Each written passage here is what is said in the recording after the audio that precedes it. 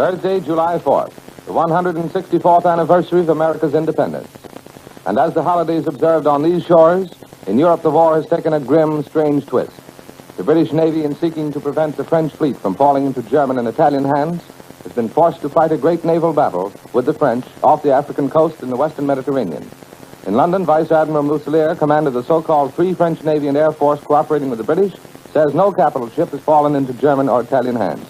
Now the news from Berlin. We have just received the text of the communique of the French government issued at Clermont-Ferrand regarding the naval action off Oran in North Africa.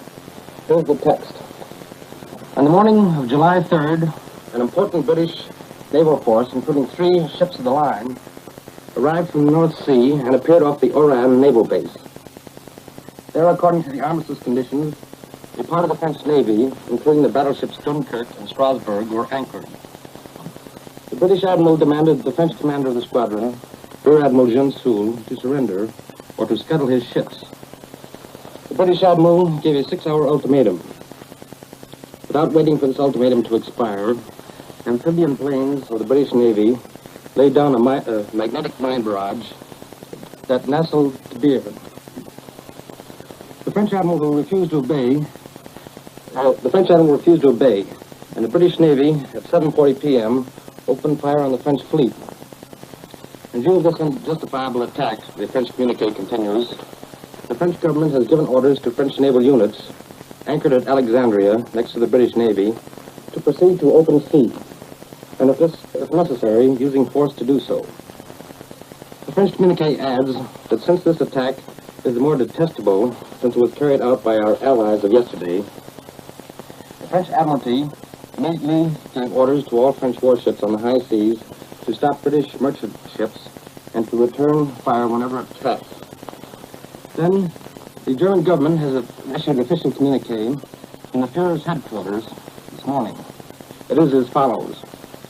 After the French Armistice delegation had informed the German Armistice Commission concerning the encounter between British and French warships at Oran, the Führer has given permission to the French government to scuttle French ships wherever they cannot escape attacks by the British. This decision corresponds to the content of the Armistice Agreement.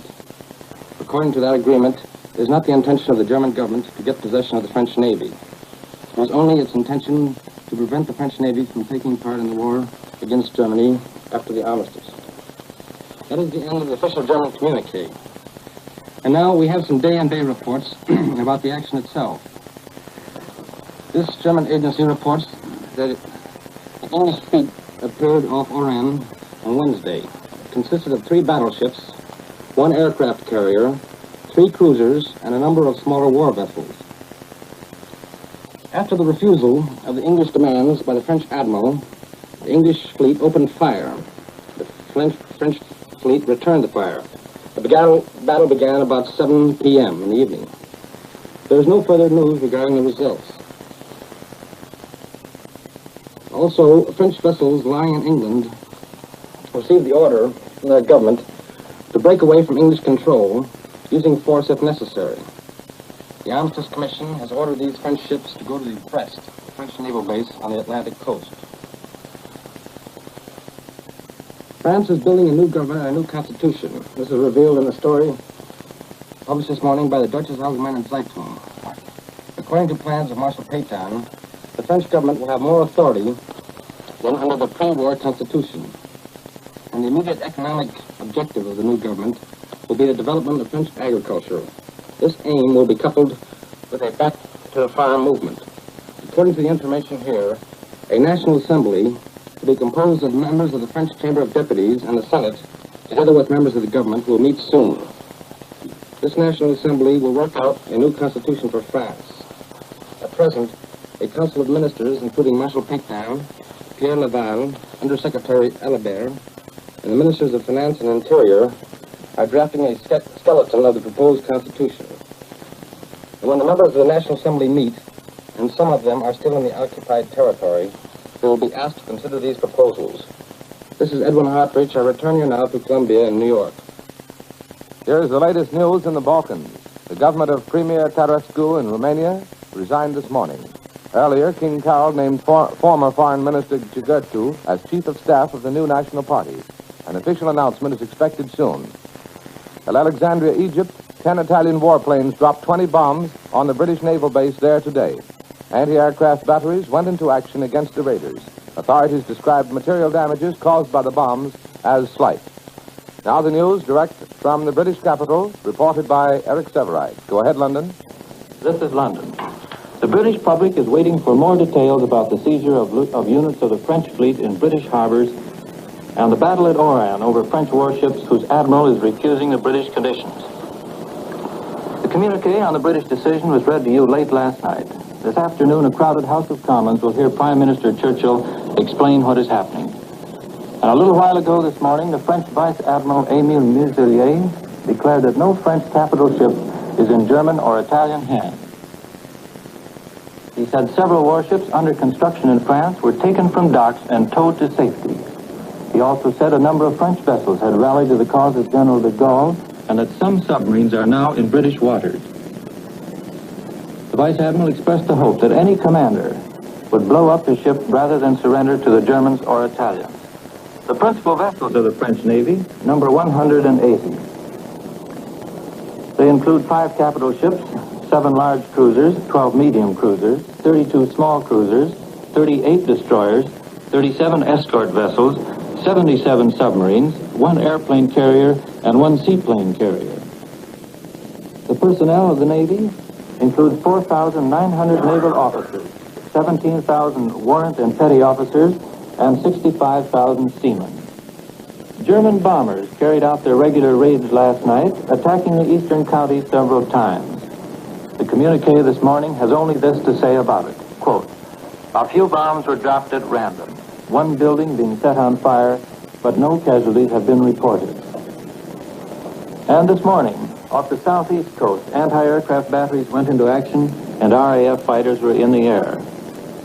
3 German raiders crossed the coast and passed inland, and 2 heavy explosions were heard. The Royal Air Force, just 10 months after the declaration of war, announced last night that they have brought down the 100th Nazi raider to cross the British coast. The British press today frankly states that the Irish Free State is the weakest link in the defense of these islands. It is feared that British troops in Ulster are too far away to prevent a German landing on the south coast of Ireland. Today it's reported from Dublin that the ports of Kingston, Cork, and Dublin have been placed under military control. Harbor masters will be responsible to the military for the searching of merchant ships and the examination of their crews. From today on, the unemployed of Great Britain can be conscripted to help build defense fortifications. No man out of a job can refuse the work offered him. 80,000 unskilled laborers are registered at labor exchanges. And professional men can also be taken. This is one 4th of July that won't be celebrated by Americans in the British Isles with minor explosives and lavish banquets. I imagine that while you are listening this morning, the neighbors' children are exploding chain firecrackers which sound like distant Tommy guns. Well, amusement of that sort in London this morning would send civilians down to their shelters, policemen up with pistols, and the celebrating family would go to jail. On this anniversary of America's Declaration of Independence from British power, Americans over here are not in a rejoicing mood. American societies are putting their celebration money into ambulances for British troops, into help for British children. There will be no banquet this year. The only big gathering of American citizens will be at 8:50 tonight in Euston Station. They will be on their way to Ireland to catch the steamer Washington.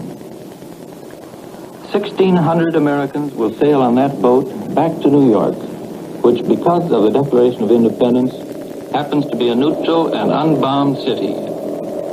This is Eric Sevareid in London, returning you to Columbia in New York. From London to New York, and now back to the Italian capital for the latest news reported by Cecil Brown. Go ahead, Rome. This is Rome. The Italians claim today to have pushed through the Egyptian desert frontier near Salvan and reached Musaid. This is the first point on Egyptian territory the High Command says has been occupied. In the advance, the war communique reports, a British counterattack of troops and tanks was repulsed. As the Italians advanced, fascist planes are reported to have attacked and dispersed British tank concentrations.